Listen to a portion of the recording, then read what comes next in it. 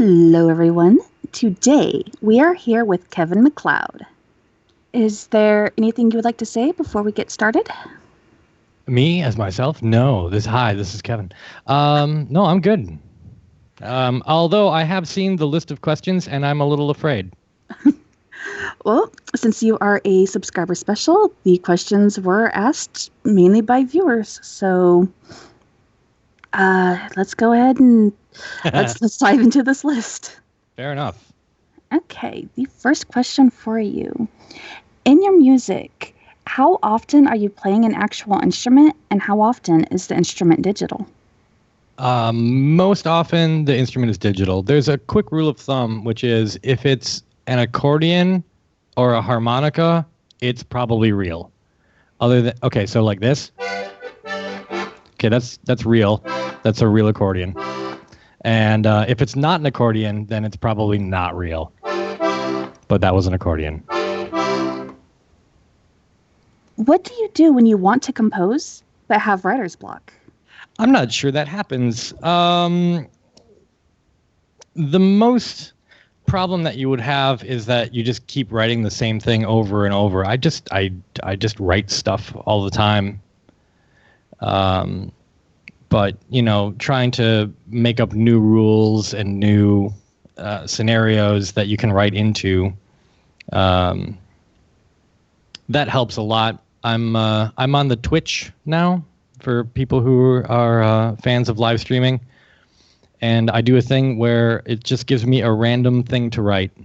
This kind of percussion, this kind of melody, this kind of chordal structure, make it comedic or make it calming, and then I just write whatever's in front of it. That's a good way to get around writer's block, I guess. Sort of, kind of. You tell me. I think it works.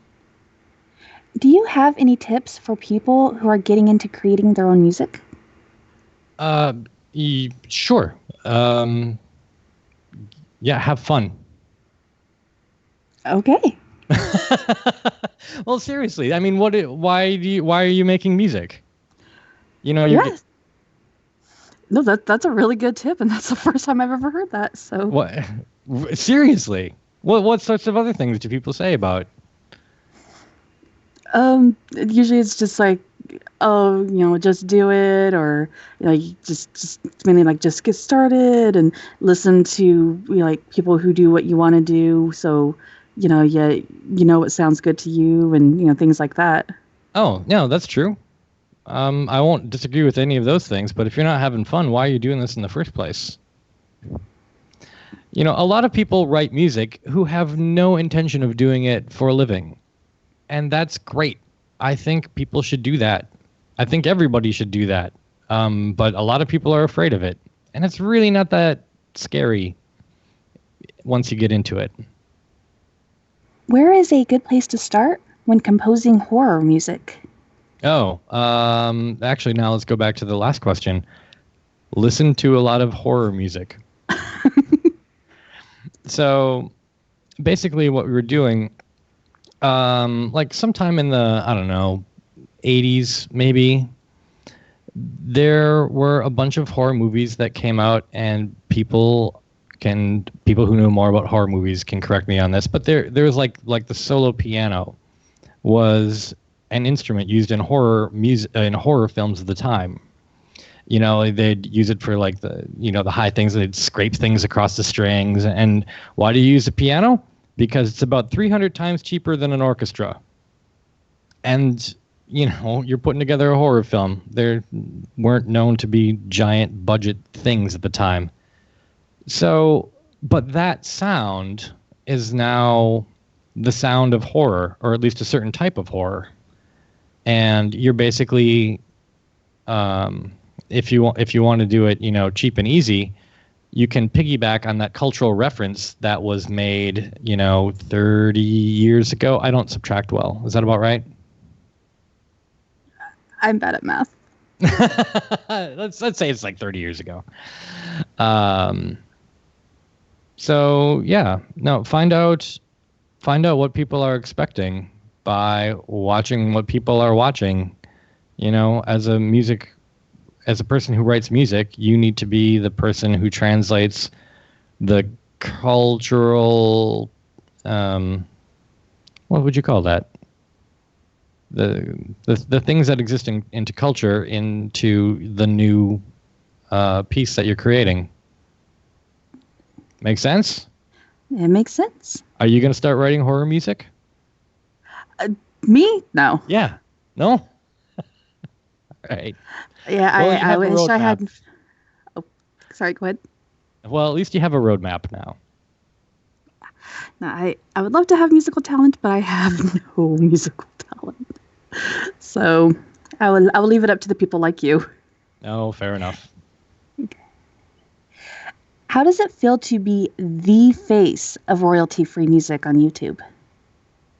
It is really bizarre. Because I do watch a lot of YouTube videos, and I do come up in a lot of YouTube videos, and I think I'm one of the only people in the world who has that problem, where I'm like, this piece of music again? Well, I'm glad it's popular. But, maybe I should write something similar to it so that people have a choice. And so I don't have to hear the same thing over and over again. It's not even a first world problem. I don't even know how to explain the problem that I have of like overhearing the use of like one or two songs of mine in everything. Well, and sometimes it's like I've seen like a competition will say, "Hey, we got to use this. You have to use this piece of music." And then those videos will keep popping up. I was like, "Why do they?" Oh, no, it's part of the rules. They had to use that piece. Okay. Why did you create Incompetech.com? Well, it was the early days of the web, and I wanted to make a website for myself. So that was just my personal website. It was the fusion of incompetence and technology, which a tradition I continue to this day. How did you come up with the name? It is a fusion of incompetence and technology. Okay, no other story behind it? No, just a little... No, I've always been fascinated with incompetence, though. And, after, actually, I got my website Incompetech, Kruger and Dunning came out with their excellent research on incompetence, which I am a fan of. It even there's a thing called the Kruger-Dunning effect, which is the more you think you know about something, the more likely you are to be incompetent at it.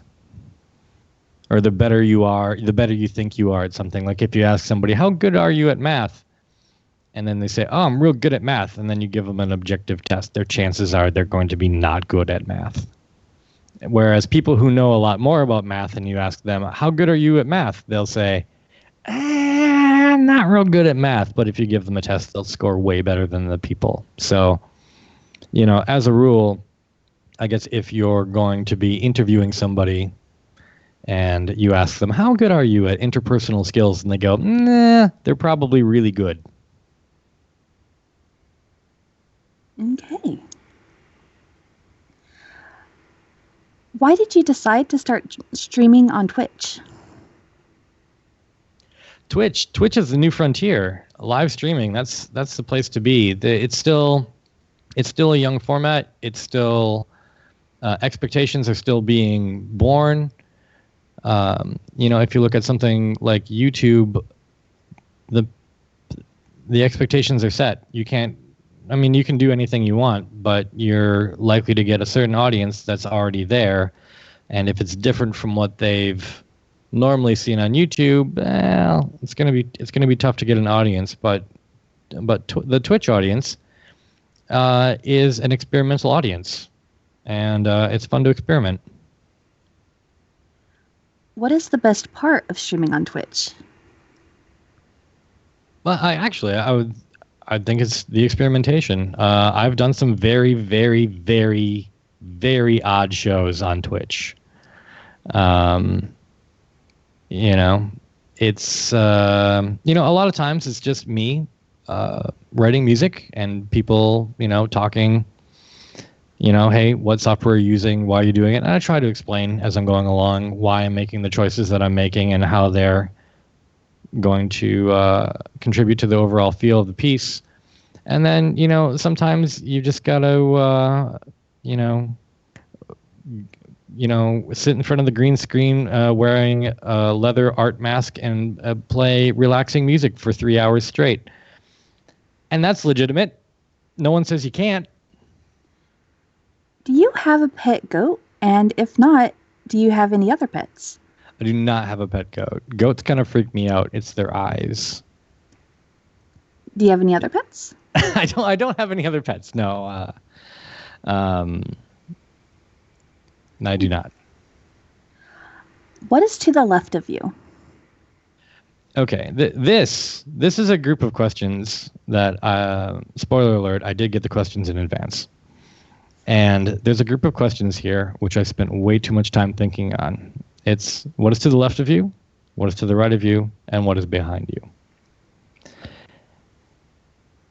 And as I was thinking on them, spinning in my chair, everything was changing, like at every moment. So, how deep do you want to go with this question? However you want to do it. Deep. Well, I don't know. Go deep. Go as deep as you want to. You want to go deep? Okay, we're going to go deep. So at the grand scale, the things that are to the left of me, to the right of me, to behind me, actually in any direction at all, are largely the same. If you look out far enough into the universe, you're going to see the same collections of stuff in any direction. So they have a word for that. It's isotropic. The universe is isotropic, which is really problematic to me. I have a really hard time understanding that no matter where you go, it's the same stuff. Are we following? Yeah. Okay. And it would seem that in it's like in my normal everyday life, like the wall to the left of me is closer than the wall to the right of me. So things are very asymmetrical. They're not the same in every direction. Why is it that the universe is the same in every direction? It really is not a pleasant thought. I have a hard time with it. My brain doesn't go there. And it is possible for the universe to be, not infinite and still isotropic. But it seems unlikely. But we can get into that if you'd like. Hey, this is your interview, so go wild. Hey, your audience. My audience likes the crazy stuff, so. Okay. So, is this crazy stuff? Yeah, in a way, but it's the good crazy. It's not like the we're gonna put you in a padded room crazy. It's the somebody who comes in randomly is gonna go, what are they talking about? And that's kind of normal for my channel. So okay, I will go. I will go into. I will try to explain the isotropic nature of the universe, because I wouldn't believe it if it doesn't. But it really does look the same. No matter, you can point a telescope in any direction and it all looks the same, and that freaks me out. So there's two different ways that this could happen, right? You could just be like one. Imagine yourself as, a boat in the ocean, and wherever you look, there is ocean. And it's all the same as far as you can see forever. And the other way is, imagine yourself in the... Okay, we have to make you very small right now. But, imagine yourself, you're in the middle of a plate.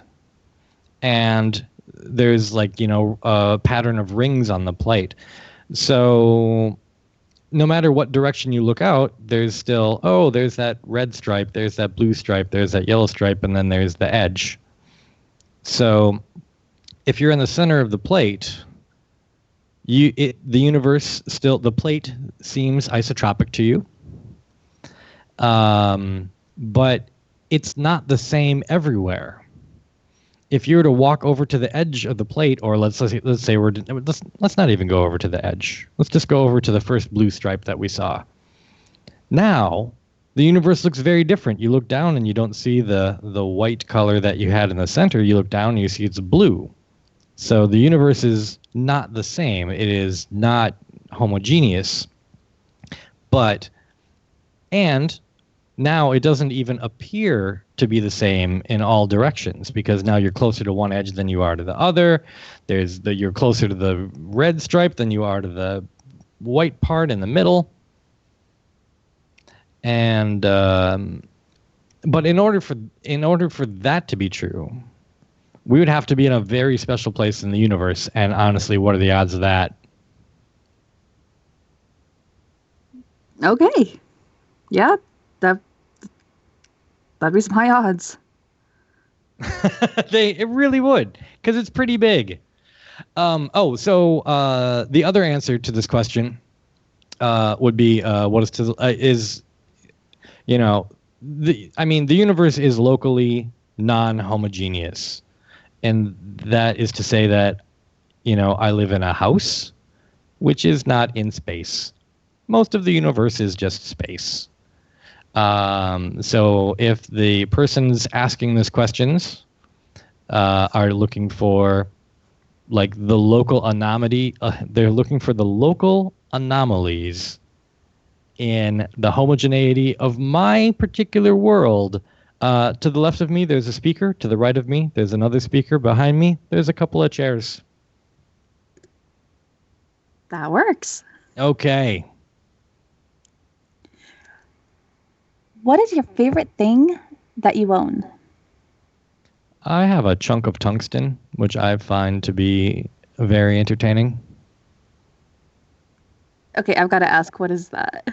Oh, tungsten. It's a metal.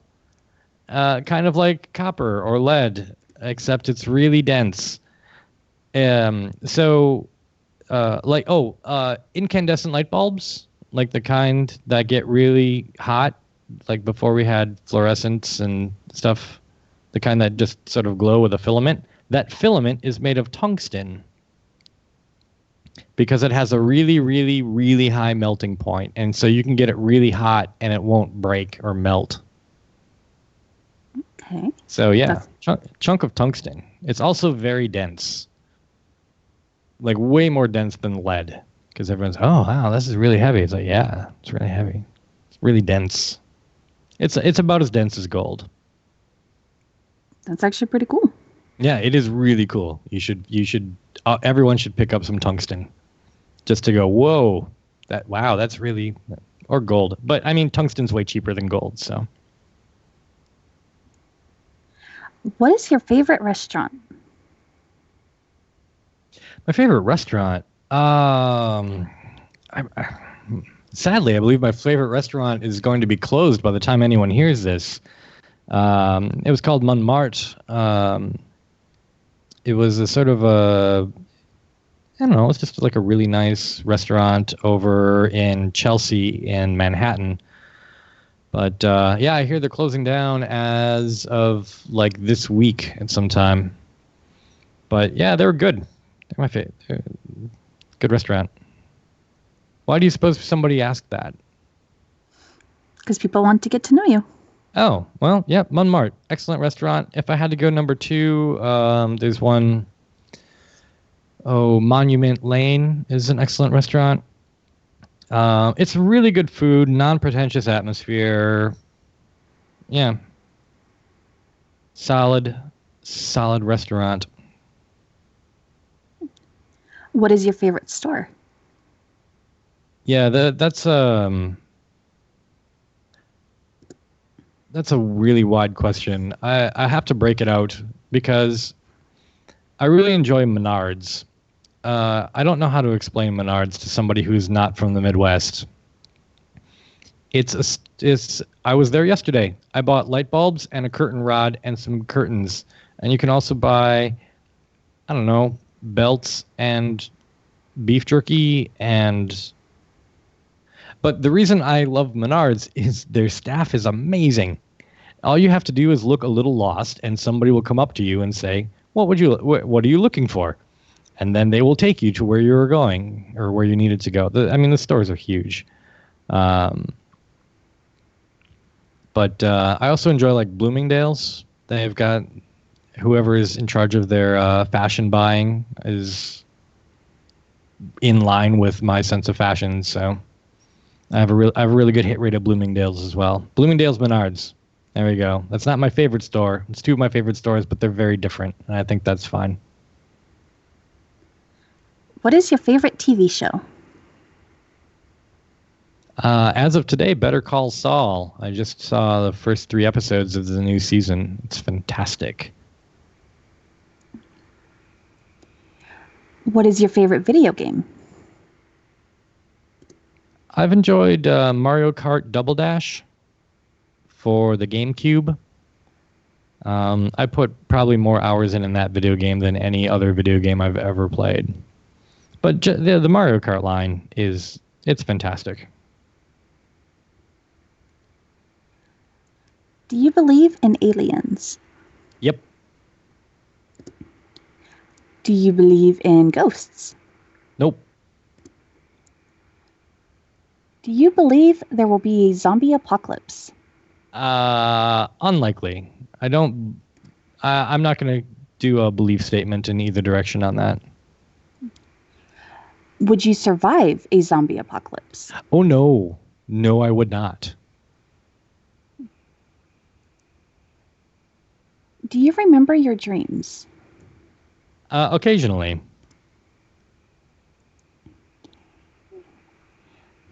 Would you rather travel to the past or the future? Well, fortunately, I would rather travel to the future, which is currently the direction I am traveling, which is handy. So are you, by the way, at a rate of about 1 second per second. We're all going into the future. It's really the better way to go. It's less confusing. All the laws of physics hold true as long as we keep just going in that direction. I swear to God, everyone should go to the future. And pretty much everyone is. Do clowns scare you? They don't. How about you? Nope. No? Nope. They do seem to scare a lot of people, though. I think a lot of that has to do with Stephen King's It. Oh, really? A lot of people who say that they are scared of clowns will actually admit that movie, the movie specifically, terrified them as kids, and that is why they are now scared of clowns. Interesting. I've never seen it. Never seen it. Yeah. I probably shouldn't. Wait a minute. You've seen it, right? No, I've read the book, but have not seen the movie. Oh, okay. So it's overpowering visuals, you think, that did it for that generation? Because clearly it was written based on some other cultural fear. I mean, you don't just come up with something that's like, oh, no, rabbits are now scary. Actually, no, that's not true, because the birds, the Hitchcock film, birds are not scary, and yet he made them scary. Never mind. I stand corrected. The clown is played by Tim Curry, and everybody says he just makes it really creepy and amazing. So. Oh, absolutely. Yeah, Tim Curry's good at that. Oh, yeah. Okay. Do mirrors scare you? They don't scare me. And unlike clowns, I'm not sure why they scare anybody. I mean, glass kind of freaks me out, but any solid that you can see through freaks me out. So, I mean, I know how it works. I just don't really know how it works. That made no sense. I'm sorry. Actually, to me, it did a little. Okay. So, yeah. Which came first, the chicken or the pig? In what sense? In any sense and any logic you would like to use. Well, things that look like chickens have been around a lot longer than things that look like pegs. I'm not sure why the person asked this question. It seems like maybe a nonsensical sort of question, but I mean, there's real. I can actually answer that for you because this is my question. This is okay. Great. Okay, the reason why it's which came first, the chicken or the pig, because everybody always asks which came first, the chicken or the egg. And Yes. me being me, I didn't want to ask which came first, the chicken or the egg. And everybody likes bacon, so which came first, the chicken or the pig? Yes. Well, things that look like chickens were around before things that look like pigs. But things that looked like pigs were domesticated before things that looked like chickens. It's like I don't even know where we're putting the line of differentiation between, like a wild boar. Is that a different species than a domesticated pig? I think they might be now, because it was like 15,000 years ago. But like chickens are only like, I don't know, 10,000 years ago that they were first domesticated. So pigs, as we know pigs and not boars, came before chickens as we know chickens and not just those, what are those, birds? Birds, right? They're birds. Mm-hmm. That were just running around out there. So, but, I mean, so it depends on your criteria. As first useful to humans, pigs were first useful to humans as a sort of species thing, a thing that looked like a chicken. That goes way back. Millions and millions of years. Which two animals would you like to see crossbred? I would personally like to see a falcon and a horse. I have a feeling this question has come up in the past. I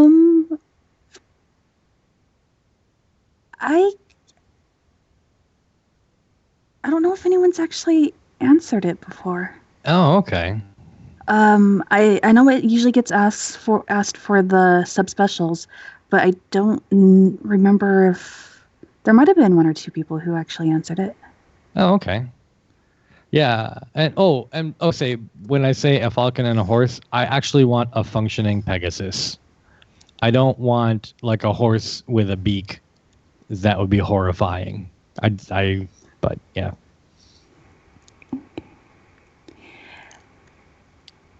How many cups of Jello? Wait. Yeah, okay. How many cups of Jello would it take to fill the White House? I have to ask a question about this question. Okay. This is a question of fact and not a question of opinion. But there's weird things going on. Is this one of your questions as well? Yeah. Okay. Why do you want to know the answer to this question? Because the way that people, okay, ultimately, normally for interviews, the really, really weird, bizarre questions come from me. Because with questions like this, people will there's actually been a few people who actually sat down and did the math and tried to actually figure it out. Right. Some people will just, give like just as equally crazy of an answer as the question itself is. And some people look at it and just kind of go like, what? No, skip. So judging by the answer the person gives, you can kind of get a feel for who they are on a deeper level. Plus, it's just fun to hear their answer. Fair enough. Well, I spent about 3 hours on this. So you can look this up. You can find out the rough volume of the White House. It's a little over 500,000 cubic feet. And there's 120 cups per cubic foot, roughly. So it's about 80 million cups of anything, really. Of water, Cheerios, about 80 million cups. Oh, and by the way, this being an audio product, it's very, very difficult to understand numbers. And so I'm going to use them very sparingly. I have better calculations, but I'm going to try to keep it very simple. But here's the problem. I don't think that's what you're asking in the question. And now that I can ask you, it's like, a cup of Jell-O. You're not just saying like how many cups of water. You're talking about like those plastic cups of Jell-O that you could buy. That's my guess. But those are not a cup. I mean, they're not a liquid measure of a cup. They're less than half of a cup. So you could fit about 185 million of those plastic cups if they were stacked with no gaps and they were square. But they're not square. So you can't pack them in that tightly. You can pack them in pretty tightly. If they were ball-shaped, remember, we have 185 million if you packed them in, if they were square. And so if they're closer to the shape they are now, you can fit about 135 million in. 185 for the first one and 135 for the shape that they're currently at. If you stack them as close as possible, like the optimal stacking thing, that's called like a packing coefficient, something like that. We'll go with that. Sure. It's been a while since I've really dealt with that. So, but if you stack them with a lot of space in between, where you could like kind of see through, but it would be sufficient enough to like hold up to gravity so it wouldn't like collapse down, you'd need less than half of that. You'd need only like 70 million, which, okay, 70 million cups of Jell-O seems like a lot of Jell-O. To me, I don't know. I've never seen that many in one place at one time, but apparently it's a reasonable number. Because there's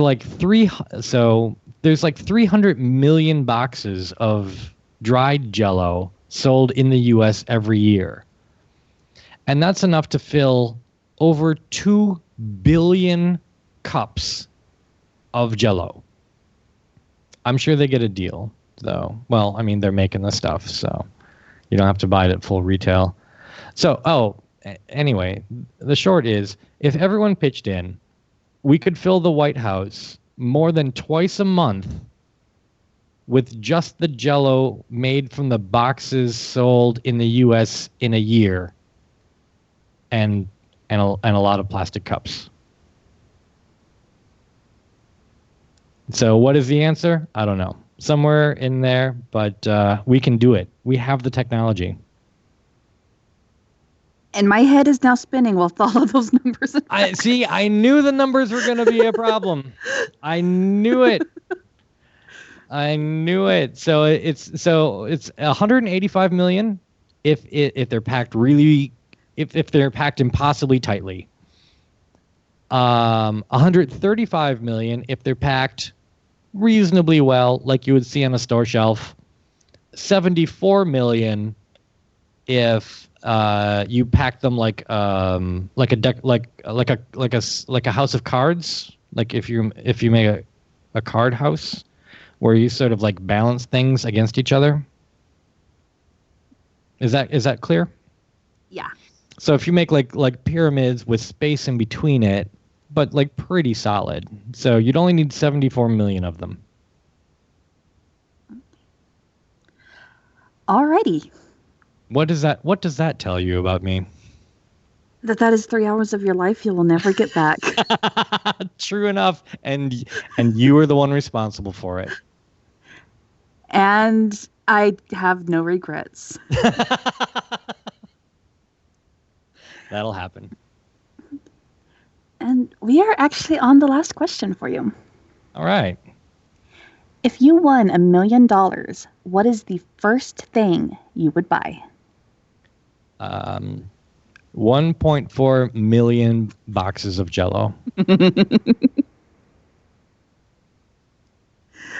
That works.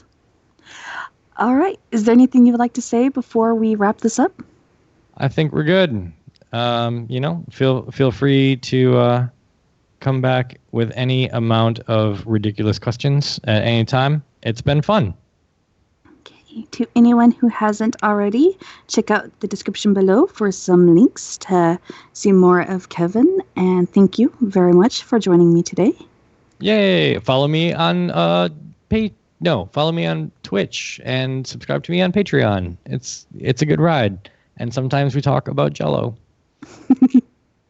Alrighty, that is it for now. So bye, everyone. You're supposed to say bye. Oh, bye! Bye!